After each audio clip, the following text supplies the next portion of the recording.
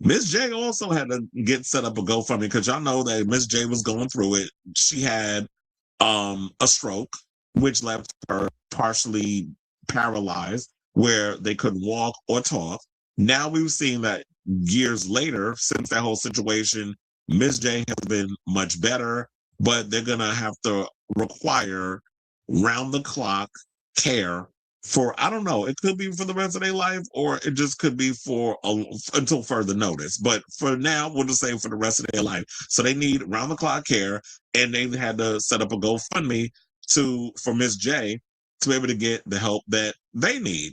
And so I know a lot of people, because I was like, how much is Miss J's net worth? Hold on, let me look that up. I mean, even though it's not entirely accurate. God damn. Child, they said 500,000. Your net worth is 500,000. Oh, that's not good.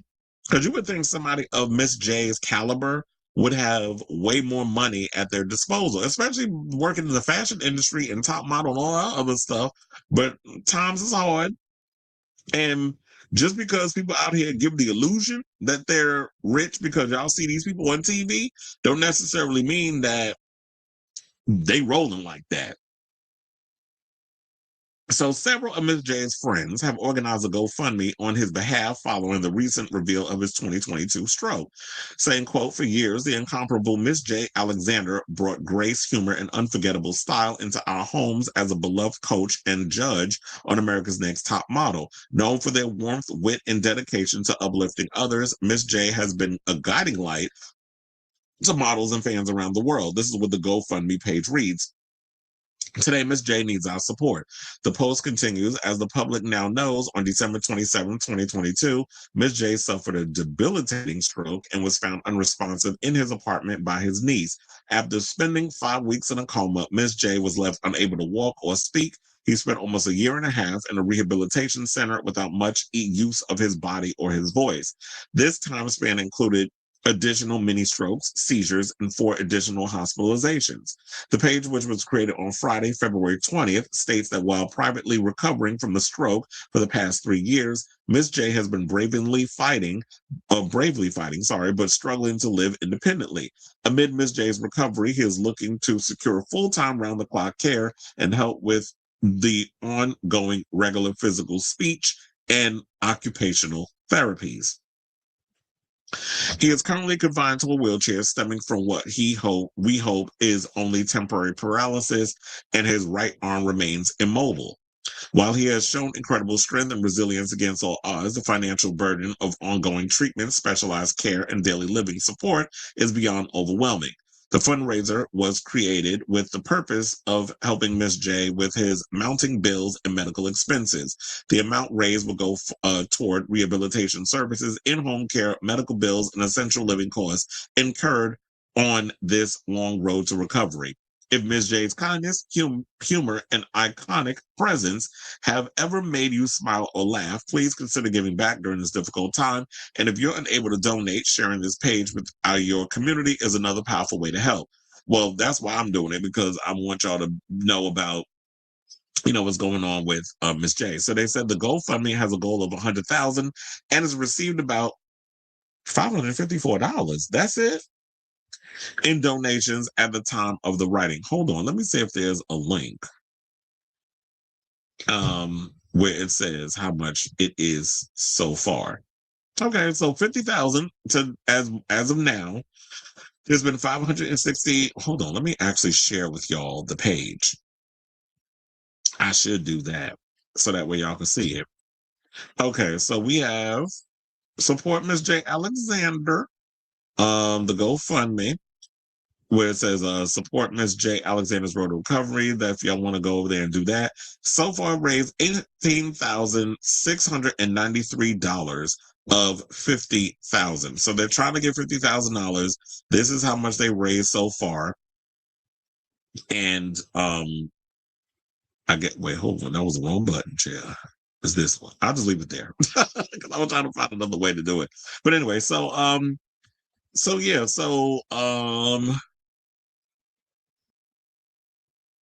we already know like the story that he has spoken of regarding the whole situation, but also have they aired the full episode of the Jays and Nigel Barker on Sherry Shepherd?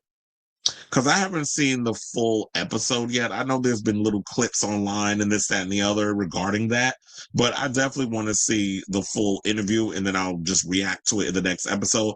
But I don't know. I just feel like regarding the whole situation, it's like, and then he talks about like Tyra hasn't come to visit him. She sent him a little text or whatever the case is. And it's just like, why would you expect someone like Tyra to come see you? But then I don't feel like we should all just go at Tyra like it's all her fault. They were all equal participants in the circus.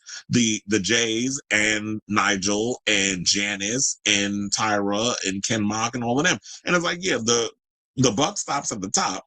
Tyra's name was on the marquee. She was an executive producer. She owned 25% of America's Next Top Model. So therefore, her and Ken Mock do take a bulk of the blame. But I also think that we should be holding everybody accountable. And it seemed like so far that they've been going on this little press tour because they didn't come across in the best light in regard, or that people feel like that the Jays and Nigel didn't really take enough responsibility for a lot of what was going on the show. Because it's true. It's like the times was what the times was back then, but also we should acknowledge that y'all should have been protecting a lot of these talents. It's like, yeah, I signed up for the show because I wanted to be on TV and I wanted to be famous, but I also want to be successful as a model. But I did not sign up to be exploited. I did not sign up for you to take advantage of me and to mentally and physically and emotionally abuse me for the entertainment of executives, board members, and people watching at home, where we didn't know no better because we was liking all the salaciousness, from the messiness that was going on Fear Factor to Survivor to the Real World and the Road Rules and the Challenge and America's Next Top Model. So shout out to Miss J. Hopefully she gets she meets her goal. And Miss J was definitely one of my faves on that show because they were messy. I wouldn't say that Miss J was as bad as some of the other people, but she was a shady queen. And that's what shady queens do. They be shady. Shady. Now, Prince, I was having a conversation with a friend of mine yesterday, and he was saying, like, you know what? And I said the same thing before we had this conversation. He said Drag Race is next in regards of when y'all gonna be talking about that show and all the stuff. And he said, who gonna produce it? And I said, Willem. We both, because we was here with the conversation. And I do believe that. I was like, yeah, I could definitely see Willem producing a show about like exposing Drag Race. That'll really get RuPaul's crawl. So I say all this to say, what do you guys think of this story regarding, Jay Alexander and the whole GoFundMe situation and the previous GoFundMe that we talked about with Eric Dane, and the idea of like, yeah, it's the real conversation that we need to be having, besides the fact that celebrities are creating GoFundMes, is that our system, especially the healthcare system, is broken. And in the future, any politician that wants to run for president, whatever the case is, are you for us or are you for the oligarchs and the healthcare system? Because we need to be demanding universal healthcare. And it's not a thing of like, well, we shouldn't have to pay for that. Why are we always just like okay with you got to pay for every little thing that we get? Like paying for it makes it better or whatever the case is. The fact of the matter is, when it comes to your health, you shouldn't have to damn near go bankrupt to survive and to live. So yeah, our healthcare system is a mess, and we need to acknowledge that, and that needs to definitely be the center of the conversation.